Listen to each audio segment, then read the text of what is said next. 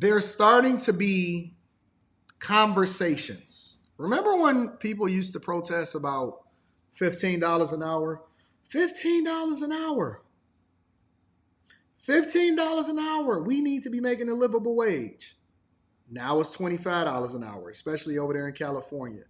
And they decided that they want to lay everybody off because everybody got to become gig workers now because they got to pass the price of the brick over to the consumers. And then in addition to that, they also innovating in order to get rid of as many people as they possibly can because they cannot afford to pay minimum wage workers $25 an hour. Now, legislators are starting to propose and talk about raising the minimum wage all the way up to $50 an hour. $50 an hour. Real quick, let's just take a look at this. Congresswoman Barbara Lee of California is calling for a $50 per hour minimum wage. Kevin O'Leary was with me earlier this morning, and he weighed in on it. Roll tape. Why not discuss better management of the resources versus just continuing to pay for inefficiency and lack of executional skills? That place is a loser state, the number one loser state. Celebrity chef Andrew Gruel joins me now. Andrew, thanks for coming on the show. My question is, what would a $50 per hour minimum wage do to your business? Yeah, hands down, this would completely decimate every single business in the state of California, albeit maybe there'll be 1% of, high-end retail businesses that still remain open. But number two, what I want to throw out. What up, Sid? I told y'all I was going to be live streaming this Saturday because we had to get back into it because we had to dedicate an entire live stream over to the Nathan Wade, Fani Willis trial. So we had skipped that show, and so we basically doing a makeup show for the day for that. Out here is that there's thousands of state jobs in California. Why don't they just step forward and start paying people $50 an hour today? Well, because they can't afford it. And if this is about actually putting more money in the pockets of the workers, why don't you just cut payroll taxes so that people are taking more money home? Because they can't afford it. So to ask a restaurant, which in a phenomenal scenario is profiting 10% on, let's say, 30% labor cost, to double their labor cost to 60%, that means they're going to be net negative 20%. Every single restaurant will close overnight.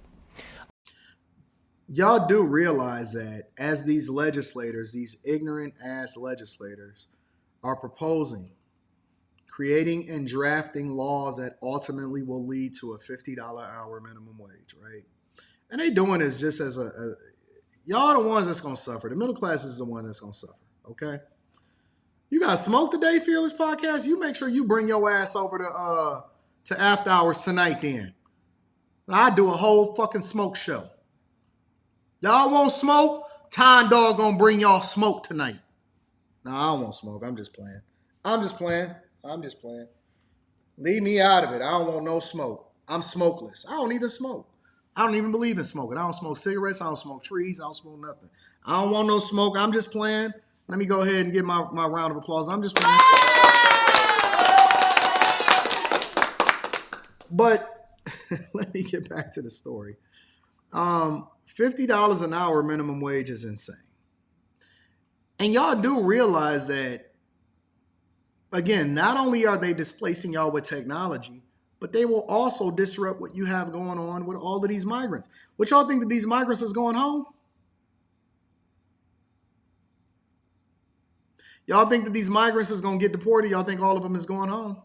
They not. They here.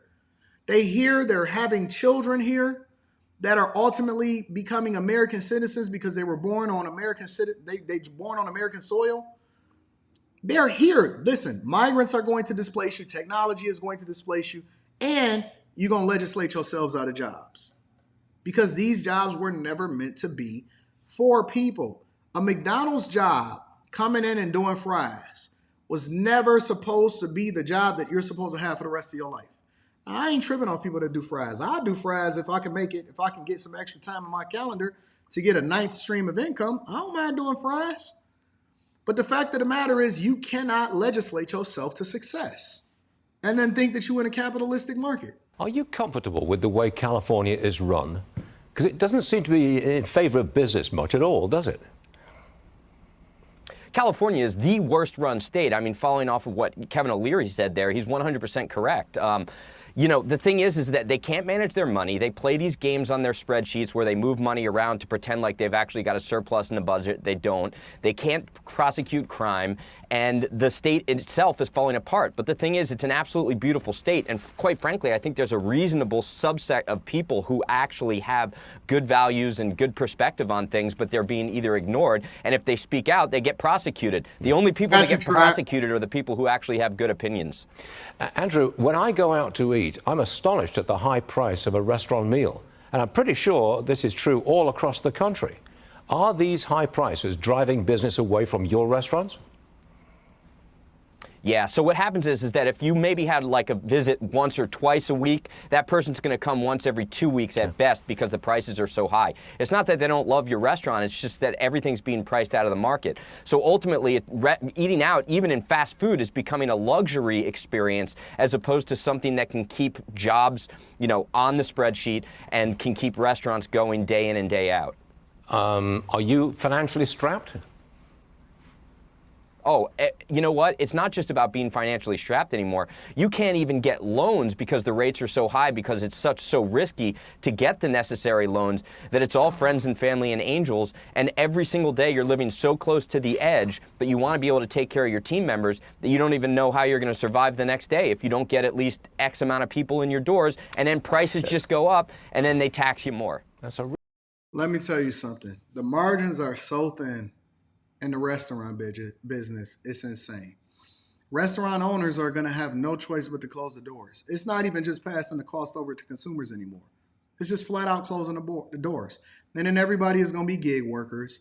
And you know the benefit of gig work is that, or benefit of gig work as far as the owners and the restaurant owners, is because then you just got to eat what you kill. Really, that's what we all going back to, right? Honestly. We're all going back to we're being forced back into being entrepreneurs. I know that sounds wild. It's supposed to sound beneficial, but it actually sounds wild. And this is how we're being forced to go back into entrepreneurship. Because let me give a little bit of credit to the unions, right? Because when unions came about, unions weren't just about wages. Unions were about working conditions. And working conditions used to be so substandard because we didn't have the technology, we didn't have the safety, and a lot of people were dying and getting injured on the job. There was no real structure. Different people was making different wages that was just being basic day laborers. And so unions came about in order to advocate for the worker and then to set a standard, which then trickled down into other industries. Unions become corrupt. Obviously, they start to steal money. They don't do the things that's in the best interest of the leadership. They have to make concessions. They largely started to drive automakers out of business because they was asking for way too much. And they didn't really understand the business, and that you had to have an equity into the business in order to really profit from it, which then we seen profit sharing come about in the late 2008, 2009. Profit sharing came back to the companies because it was a way for them to have a vested interest in the success of the company rather than just getting the wages, right? And so ultimately what happened was we depended so heavily on the government and laws, and then you've seen these legislators continue to try to get the endorsements of people like the UAW leaders and churches and stuff, that ultimately we became so heavily influenced by government and by what the government was doing, because the government had to trade favors in order to get that endorsement, that eventually we got to the point to where we no longer created a free market. We allowed for legislators to determine how businesses were supposed to run instead of ensuring that businesses were running as much as possible. The government is supposed to give you the structure that allows for you to be successful, not hinder you from being great. And we forgot that. We've become so government heavy, so government dependent. Social security, disability, social services. We become so dependent on the government giving us money that not only did we legislated ourselves out of jobs, because the industry is going to continue to evolve no matter what, but we also basically became a socialist country because now we dependent on the federal government in order to help us survive, but they're not helping us survive. They're helping us to go homeless. So now, just like everything in life and everything in society is cyclical, because what's basically happening now is that we're going back to all being entrepreneurs. We're being forced to be entrepreneurs because jobs can't keep us. And in order for us to still get our goods and services, because technology is going to continue to innovate, we've all basically become gig workers. And to be a gig worker, you get a 1099. To get a 1099, you have to then file and put out for your own taxes. And then everything became back to where it's originally going, because nobody can afford to actually have an employee anymore. They only can have contractors. Nobody can afford to have an employee anymore. So now we've been forced to all become contractors. People that are driving your food, people that are preparing your food, people that are coming in and doing the jobs in a lot of these plants. These are people that are coming in as temporary services, gig workers. Even when you get a job a lot of times in corporate America, let's say you're a software engineer, you have to come in as a temporary employee to eventually get hired into whatever it is that you're doing. Driving trucks. They want you to own your own truck because trucking companies are going out of business. And so now we're being forced to reset because nobody can afford to hire anybody anymore. And we only need you temporarily, which then forces you to compete against your brother and sister because neither one of y'all have any structure or anything that you can do. And so y'all basically are pricing yourself all the way to the bottom. And that's why you're starting to see on social media, people keep saying, no, charge what you're worth. Ain't nobody buying you. Your value is based off of what somebody is willing to pay for you. Charge what you're worth. Charge what you're worth. When you get so outsized in how much you're asking for and what you're asking for, ultimately, you advocate yourself out of a job. Because the value of a person is only based off of the value that they add into the company or what you're willing to pay for it.